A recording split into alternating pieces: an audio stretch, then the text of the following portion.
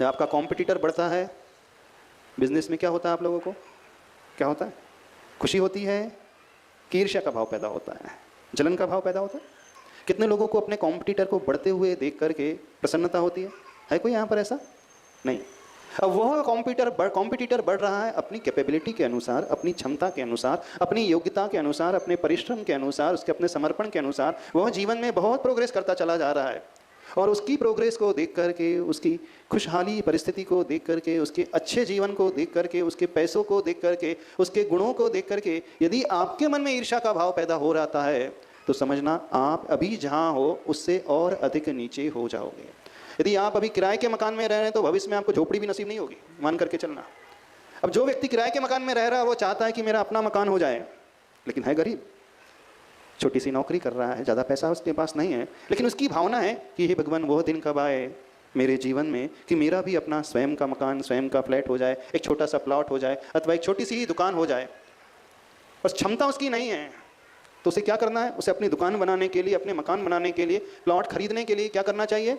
अपने से बड़े व्यक्ति को देख करके, अमीर व्यक्ति को देख करके ईर्ष्या करना सबसे पहले बंद करे और उसकी अनुमोदना शुरू कर दे। हाँ, आप बहुत अच्छा कर रहे हो, पूर्व के पुण्य कर्म के उदय से आप बहुत जीवन में तरक्की कर रहे हो, आगे बढ़ते चले जा रहे हो, आपकी प्रोग्रेस को देख करके मुझे बहुत संतुष्टि मिलती है, बहुत अच्छा लगता है। यदि आपने मन से प्रसन्नता का भाव ला लिया तो कर्म सिद्धांत ये कहता है आप उसी समय से पुण्य कर्म का आश्रय करना शुरू कर देते हैं। कर्म सिद्धांत के हिसाब से बता रहे हैं, जब हम दूसरों के सुख को देख करके सुखी होते हैं, प्रसन्न होते हैं, जब भी व्यक्ति मन से प्रसन्न होता है, आनंदित होता है, अब साइकोलॉजी के हिसाब से बताते हैं, मनोविज्ञान के हिसाब से, तो वो हमेशा क्रिएटिव होता है, सृजनात्मक होता है। उसके मन में हमेशा, उसके माइंड में नए नए अच्छे थॉट्स आते ही जाएंगे। वो जिस कार्य में हाथ डालेगा डेडिकेशन के साथ, समर्पण के साथ करेगा और उसका रिजल्ट उसे बहुत अच्छा मिलेगा, उसको संतुष्टि मिलेगी और जीवन में उस कार्य को करते हुए एक आनंद की प्राप्ति होगी। यानी उसका वर्तमान भी बड़ा सुखी हो जाएगा और जिस तरीके से वो कार्य कर रहा है, जो कार्य संपन्न होगा वो क्वालिटी वाला होगा और उसका परिणाम, उसका रिजल्ट है बहुत इफेक्टिव पैदा होगा। समझो इस रहस्य को। लेकिन आप में से अधिकांश लोग अपने से अधिक गुणी को देख करके, अपने से अधिक बढ़ते हुए को देख करके प्रमोद की भावना, गुणेषु प्रमोदम की भावना बिल्कुल नहीं लाते हो। आप ईर्ष्या की भावना, जलन की भावना, कुड़न की भावना लाते हो। मैक्सिमम लोग के साथ ऐसे ही है ना।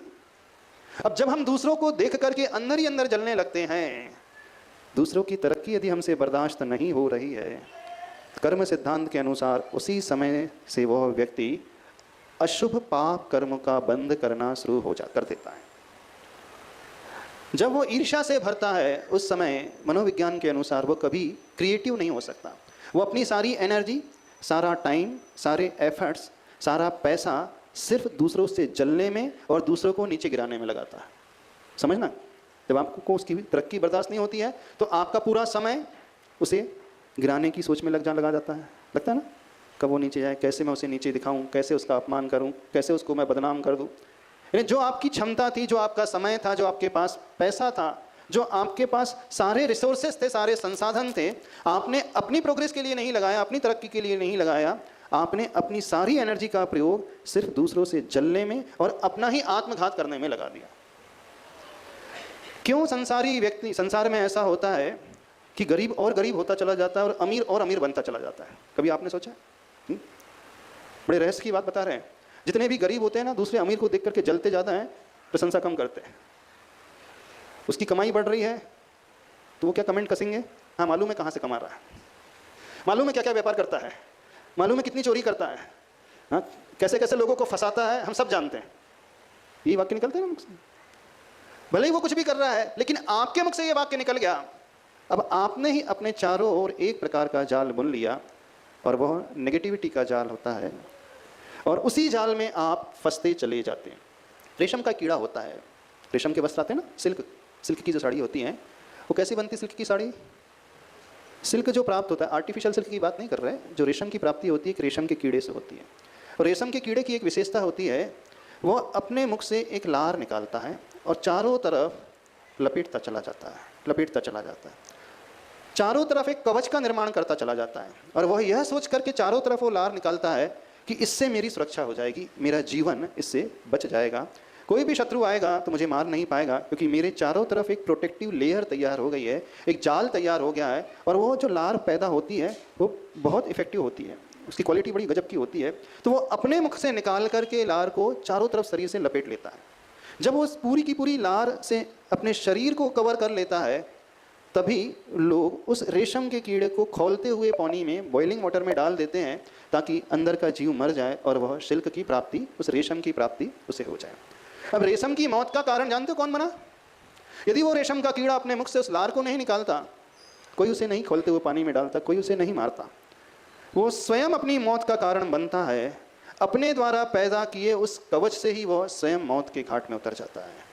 ठीक ऐसे ही उन लोगों से हमें कहना है जिनके मन में हमेशा दूसरों को देख करके ईर्ष्या का भाव पैदा होते रहता है, अधिक गुणी को देख करके जलन की भावना पैदा होते रहती है। गुण हर फील्ड में लगा लेना, हर क्षेत्र में लगा लेना। पैसे कमाने की एक कला है तो वो भी एक गुण है, रूप का एक गुण है, लेखन का एक गुण है, ज्ञान का एक गुण है, शक्ति का एक गुण है। जो भी जिस फील्ड में जो व्यक्ति है, चाहे वो बिजनेस में हो, चाहे नौकरी में हो, चाहे घर गृहस्थी में हो, चाहे भोजन कला में हो, कहीं पर भी हो, आप यदि अपने से बड़ों को देख करके अंदर ही अंदर जल रहे हैं, तो समझना आप उस ईर्ष्या की भावना को पैदा करके अपने चारों तरफ एक जाल का निर्माण कर रहे हैं, और उसी रेशम के कीड़े की भांति वे व्यक्ति उसी ईर्ष्या के जाल में फंस करके और नीचे की ओर आ जाते हैं। इसलिए नीचे की ओर, पतन की ओर आ जाते हैं, क्योंकि वो अपना सारा समय, सारी ऊर्जा, सारा परिश्रम और सारे रिसोर्सेज, सारा धन वैभव सिर्फ दूसरों को नीचे गिराने में, दूसरों से जलने में ही लगा देते हैं। ऐसा व्यक्ति जीवन में कभी तरक्की नहीं कर पाता है, बल्कि वो जहाँ रहता है उससे उसका पतन और नीचे की ओर हो जाता है।